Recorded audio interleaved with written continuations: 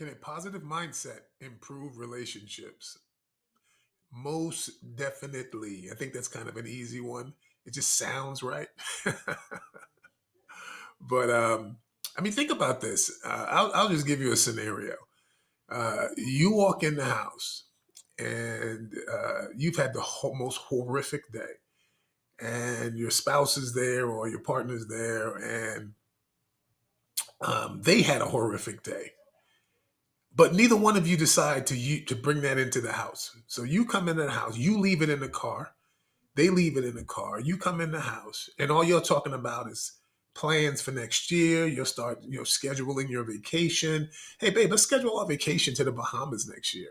Okay, and you'll start looking through stuff and hanging out and let's do this. Let's get some snacks, let's order some food and sit down, drink some wine while we do this. Think about that. Both of you had horrible days and neither one of you know it yet. In a typical relationship, people feel like, well, I need to vent. I need to vent. If I can't vent to my husband, if I can't vent to my partner, you should be the one that I can vent to. My wife said this to me one time. She was like, well, if I can't, I said, you actually just don't even have to vent. And here's the funny part is you talk to somebody right now, there's somebody listening saying, that's crazy. You should be able to.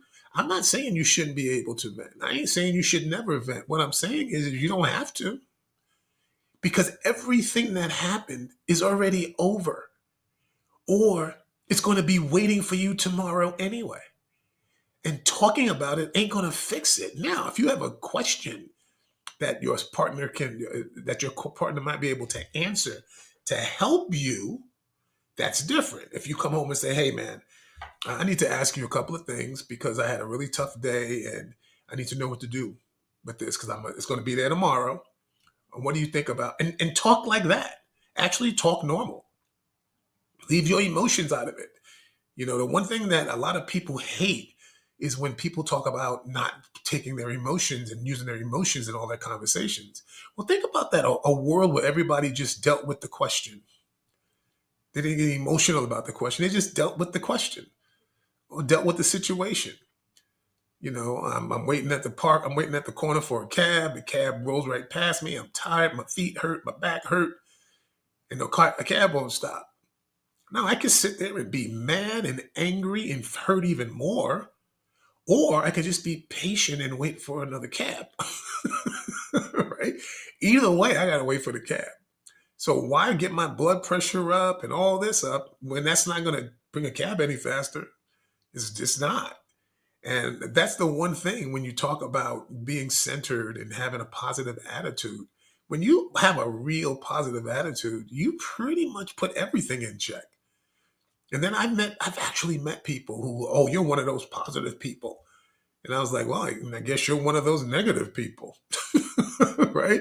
I'd rather be one of those positive people than one of those negative people.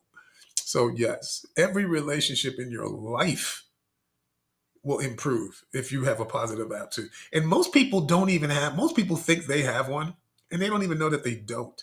Matter of fact, when they're telling you they have one, they're telling you with venom in their voice. And a lot of people do that. So yes, find a way to understand in your head that your little emotions about this situation doesn't change the situation. So why have it at all? I tell people you can either have a good attitude or a crappy one. You get to pick. You can pick. And a lot of people pick crappy. They actually pick it because most people say it's okay. They go, oh, it's okay to be that. No, it's not okay. Nobody wants to be around you. They just don't.